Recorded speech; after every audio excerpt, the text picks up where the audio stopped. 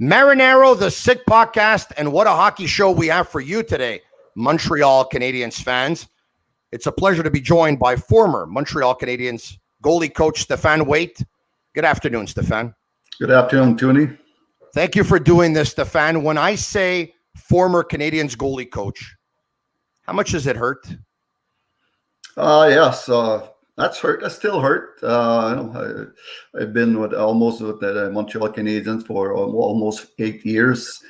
Great years, for sure. Growing up as a huge Montreal Canadiens fans. So that still hurt, but I'll be fine. I need to move on, and I will. And I'm just grateful for those 8 years. Carrie Price had that amazing season in 2015, the 4 individual awards. And then, of course, there were injuries during that time since then, but it was up, it was down, it was up, it was down. Oh. This year, because the Canadiens seem to go with a making the playoffs is not going to be enough, we have to go far, we're going all in. Did you, as his goalie coach, feel extra pressure that of all years, this year you were really going to be under the microscope? I know we, as a team, we had more pressure. There's no doubt about that. Personally, no, I didn't feel that because I did exactly what I did the past years, and I was in control. I knew I knew exactly what's went on and how to fix the problem. I knew it, and I was so confident. I was even excited to finish the season.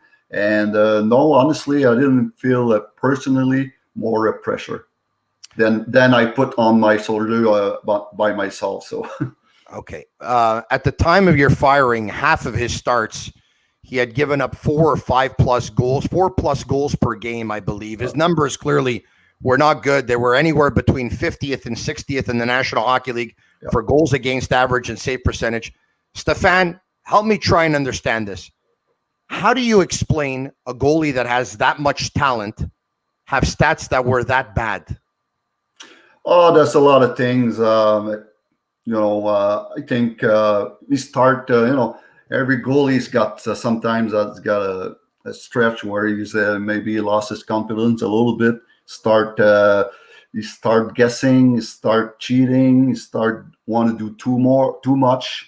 And sometimes that start with we gave up a lot lately. We gave up a lot of A1 scoring chance, and sometimes the goalie, like I said, that you start to do too much, and that's where the problems start. Gave up one bad goal, another one there, then the confidence start to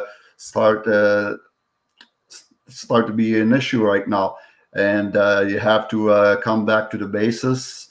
And that's what we did for practice before I got fired. And that's the reason why I was so confident. And the same thing, in the same time, the team started playing way, way better in our own zone, so defensive zone. So that's helped a lot.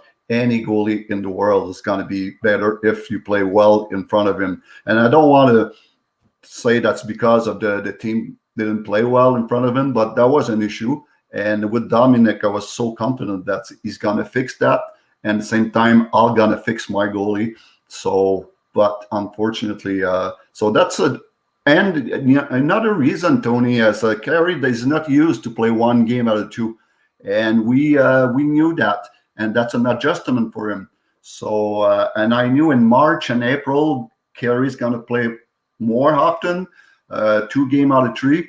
So that's another reason why he was so inconsistent lately. So there's a lot of reason, and I knew the reason. I knew how to fix that. So, okay, but let me, if I can, Stéphane, rattle off some stats for you. Okay. Yeah.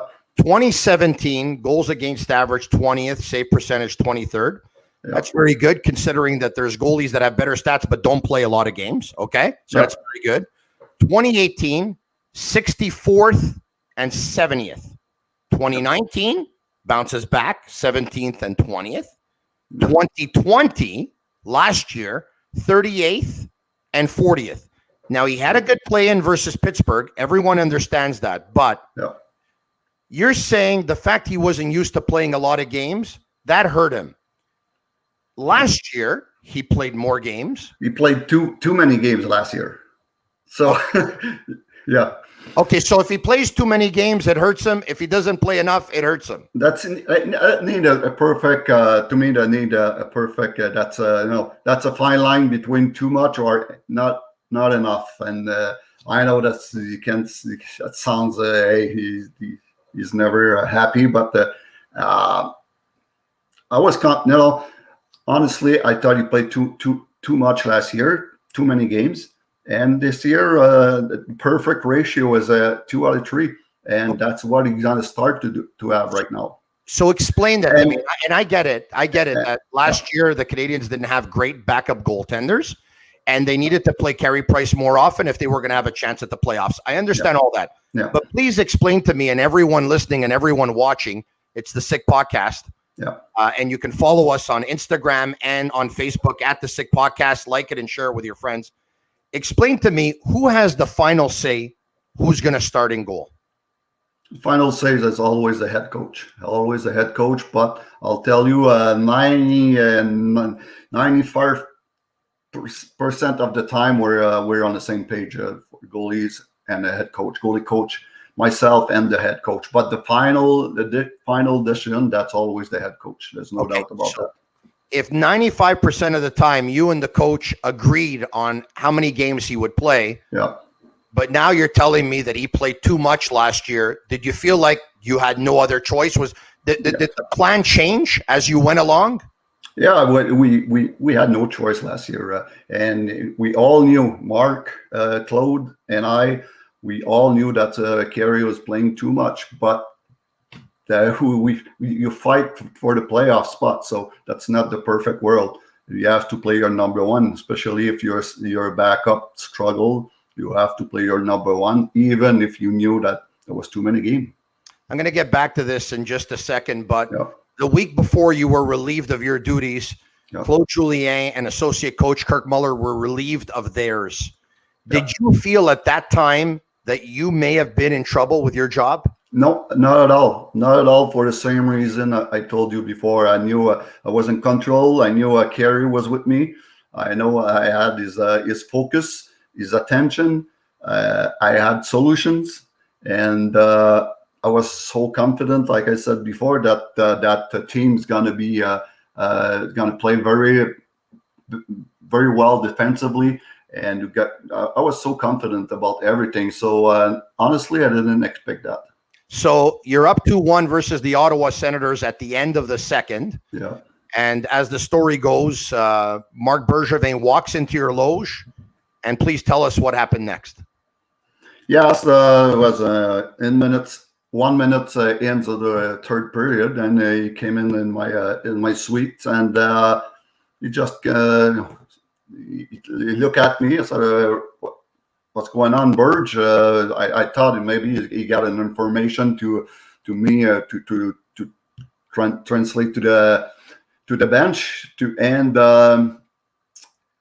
but he said, "No, Steph, I need to talk to you. I need to let you go.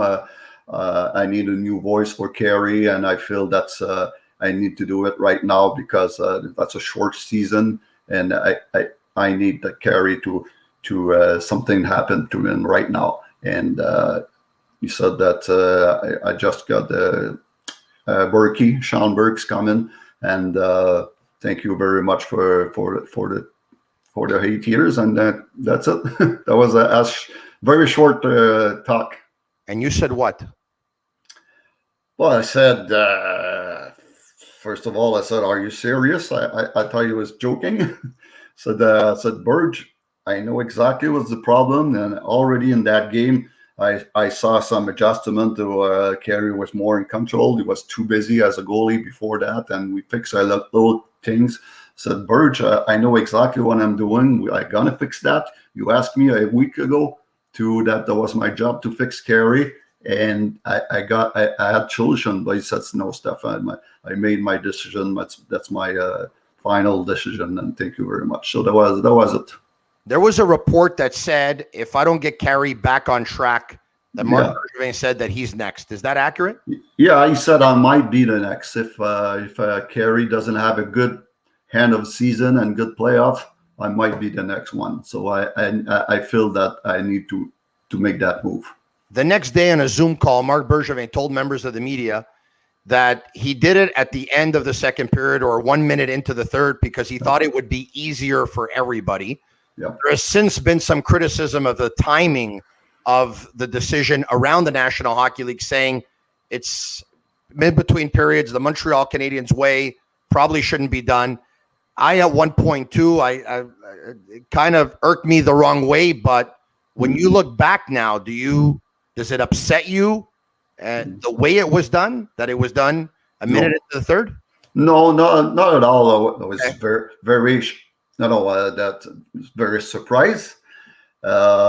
But there's no good way to do that, to fire somebody, I think. And no, there was a weird situation in the middle of the game. But at the end of the day, I got no problem. The morning and in the middle of the night, at 6 o'clock in the morning or at 9 o'clock during the hockey game, to me that's the same result. And I had no problem, honestly, with that. I've had a week to digest it, and to tell you the truth, in the past week, I was like, if he calls him in the morning, he's going to get criticized because he did it over the phone. If he shows up to the rink and then he sees Marco Marciano there, and it could be a really, really odd feeling, it wouldn't go over well. Yeah. So I kind of understand it, but I have to. Yeah, me too. Okay, so I have to get back to it, though. And you said you knew what was wrong with Carrie and you were on the verge of fixing it. Yeah. If you were on the verge of fixing it, why wasn't it fixed earlier? Like, once again, why do we have this inconsistency over the years for a goalie who has this much talent? Yeah, exactly. I agree, man. When you fix the problem, that's where the problem shows. Before I didn't see those. That's when you start losing a couple games, gave up a couple games in a row, 5 goals in a row, and now you kind of see some tendencies developing, some issue, and you got to fix right there. You can't fix the problem before the problem arrives, So, but at the end of the day, we watch a lot of video before those games, and Carrie and we were on the same page. Even Carrie said, "Steph, I feel I'm playing well." Before that last stretch where we gave up those 2 games against Ottawa and Winnipeg. Before those games, he said, "I feel I'm playing very well, very, very well. I feel every time there's so many good scoring chances that I feel I'm doing well." We watched video together and said, "Yeah, it's all good. If we play better, I know it's going to be better." But he lost confidence for maybe 10 days, and I was very, very confident to fix that. We just simplify his game. That was easy to me to fix the Carrie. Just simplify his game. Just make sure he doesn't cheat. Make sure he doesn't want to do too well and too much, and make him play a little bit deeper, more patient. We had we made some adjustment, but but that's where that's where I am right now. You're listening and watching the SIP podcast, and it's brought to you by MyBookie. Use code SICPICS for a 50% deposit bonus. Bet, win, get paid with Stefan Waite. Stefan, you talked about the way the team was playing, the way they were playing in front of Carrie, the scoring chances that were given up, and the shots against her, and all that stuff. But at the end of the day, it's the same team and it's the same system in front of Jake Allen, correct? Yeah. Jake Allen was having and has had a great season thus far. At the time of your firing, he was top 10 in the National Hockey League for goals against average and save percentage. Yeah. When ultimately you paid the price for Carrie's struggles, but you're the same guy that was coaching Jake. Now, do you coach Jake the same way you coach Carrie? For sure. In the same style? Yes, but no, Jake is different goalie than Carrie. Jake is more player way deeper. He's more in control. He's more he lets the game come to him. And as a goalie coach, I have to adjust my teaching to that style, and I like that. I really like that. We made some tweak during the beginning of the season. We changed a couple of things in this game, and it worked very, very, very well. And I agree, that's the same system, same defensive, same team in front of him. But to be honest, and that's nothing against Jake, who played very, very well. Mhm. We watched. I got all the stats, all the scoring chance. We played way better when Jake, for whatever reason, I don't know the reason, but we play way better in front of Jake's. And the only problem when Jake played, we haven't scored goals. You lost a game 1-0, and you lost a game 2-1, and we didn't score. But we played, for whatever reason, we played better in front of Jake when I was there. Okay, if that was the case and you played better in front of Jake, was it feasible to move forward with Jake playing more often than Carrie, or was that an issue? No, because Jake is good when he proved in the past that he's good when he played that ratio.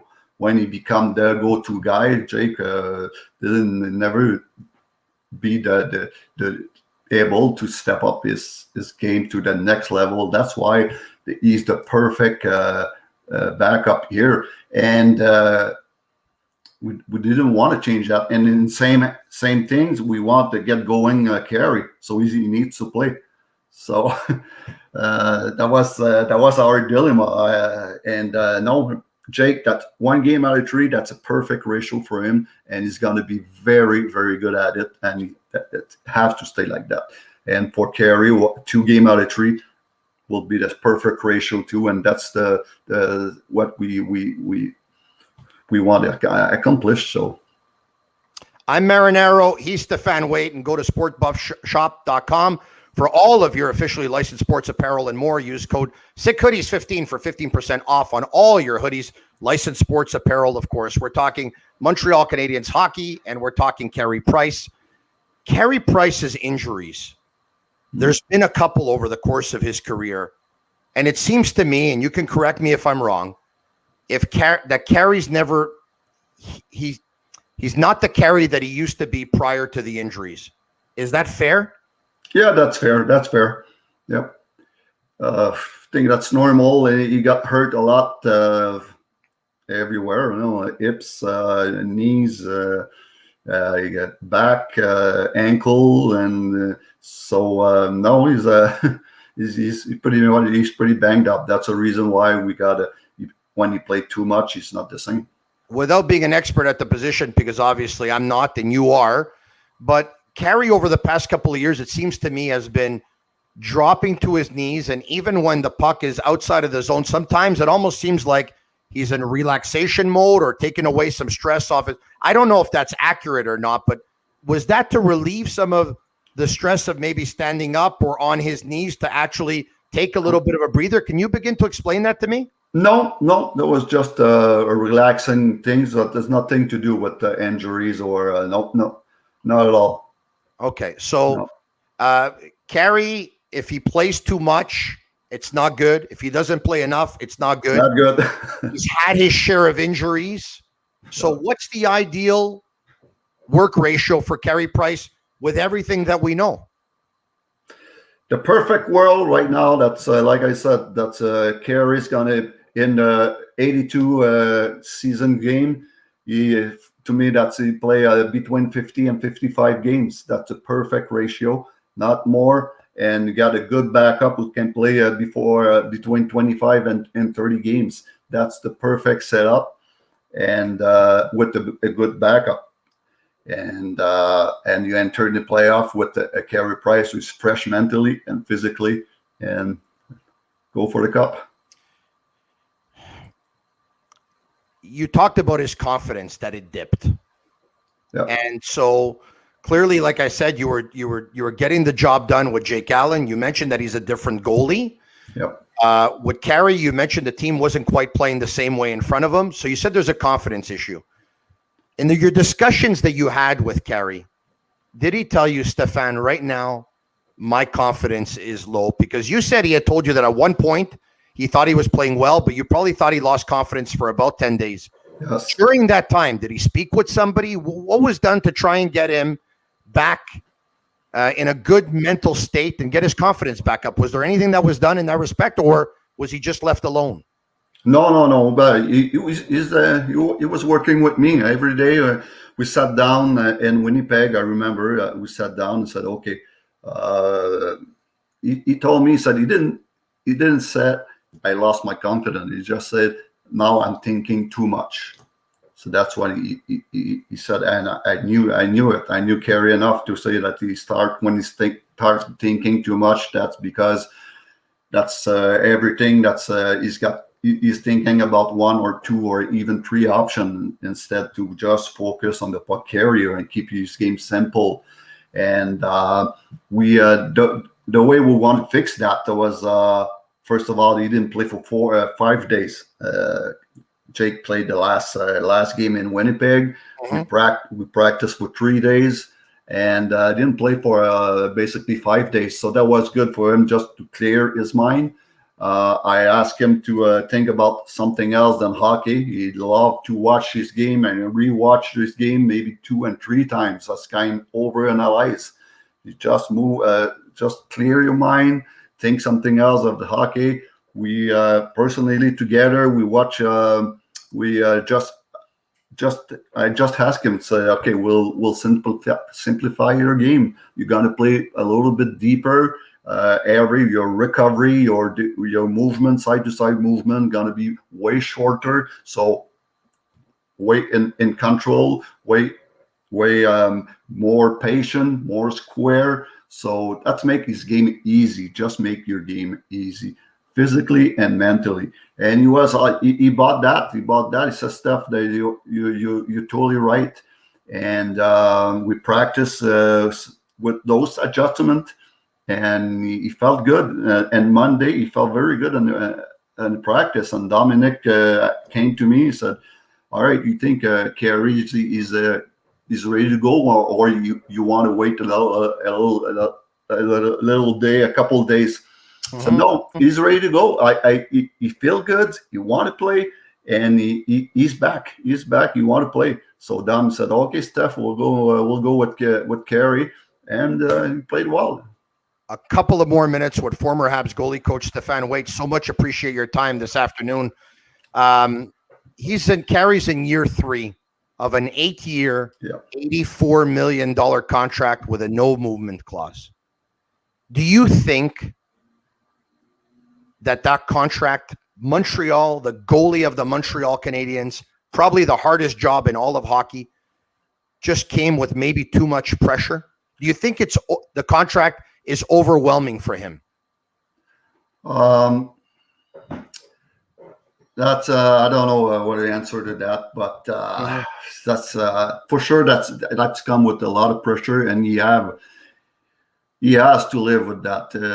He's gonna have to live with that contract. And but yes, that's a lot of pressure to play number one goalie in Montreal. That's a lot of pressure. But Carrie is a big man. He accepts the contract, and he have to live with that pressure. That's his job, and you know that. You and he had a nice chat the day following, right? Oh, he came to your house, you said? Yes. And you were together for about 90 minutes. At any point, did he assume some responsibility?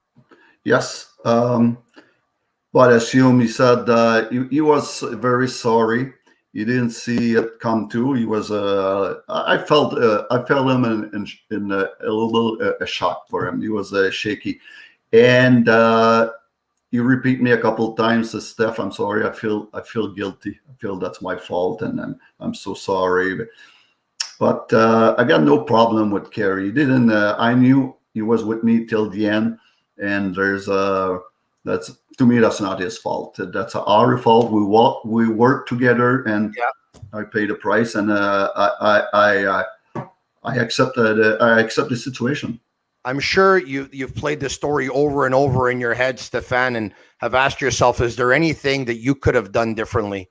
Was there anything that you could have done differently, or that you would have now that you get back? No, honestly, no. And that's something very important to me. And I always repeat that to Carrie over the last 8 years, even when I was in Chicago. To me, that's important. Everything you're doing with the best of your knowledge, the best, work hard, focus. And at the end of the day, I have no regrets. And for me, that's important when I'm doing a job, that when I'm going home, that I know I did what I have to do, and no regrets for me. That's very important, and I repeat that a lot to Carrie. Make sure when you go in home at the end of the day, you got zero regrets, and I got no regrets, honestly, Tony. Because of Carrie's contract and the fact that he carries a star label, despite his struggles, a lot of fans expect a star to deliver a Stanley Cup. What can you say to Montreal Canadiens fans who say Carey Price has to deliver a Stanley Cup to the Canadiens, and if he doesn't, well, then it didn't work out? I agree with that. And then the first guys who agree with that affirmation, that's Carey Price. He said that one of the reasons why he want to stay here in Montreal, finish his career here, his dream is to win a Stanley Cup in Montreal. And I think we still have the good guy in Montreal to win the Stanley Cup, with a good team, with the help with a very good backup in Jake, with a good team.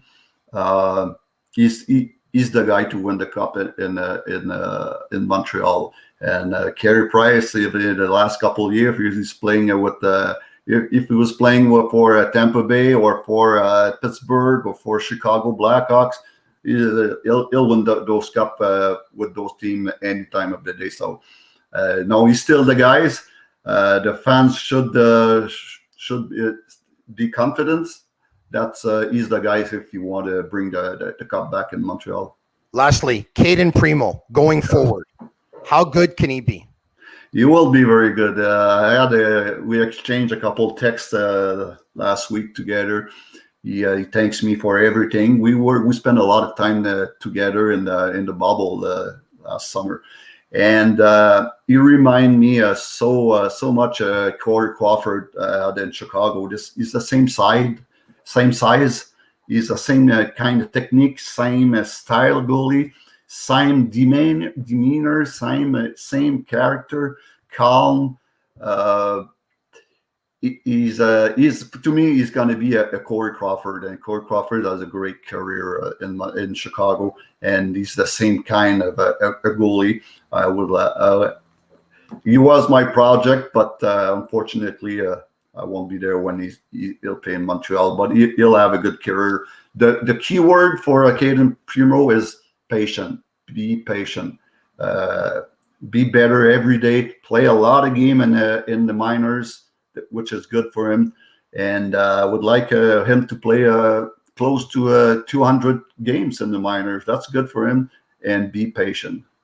My toughest question is the last one, and it is, if he plays his 200 games in the American Hockey League and he comes up and he doesn't play a lot, it's not better, obviously. He needs to play. Because of that, if I were to ask you, Stefan Wade, do you think Carey Price will finish his entire career in Montreal? Because at one point, Primo has to play. Yeah. You say what? Wow. I say that's a big problem for the GM. And I don't know what to say, but that's a decision they're gonna have to make somewhere. We're still going with Carrie, or we move on with Kaden at one point, maybe 2-3 seasons. They're gonna have a big decision to make right there, but I don't know what to say about that. Stefan, wait, we talked about Stanley Cups before. You have some, you had them in Chicago. I wish you more and hope that you can get back to working real soon. Thank you very much. I still have the passion, and I'm still young, and I still want to win. So I hope I'm gonna have a new opportunity next year somewhere. I hope for you, and I so appreciate your time today. Thank you. Thank you, Tony. I appreciate it. Thank you. He's Stefan Wade. I'm Marinaro, the Sick Podcast, and you can follow us on Instagram and Facebook at the Sick Podcast. Like it and share with your friends. Until next time, merci Stefan. Okay, Tony. Good luck. Merci beaucoup.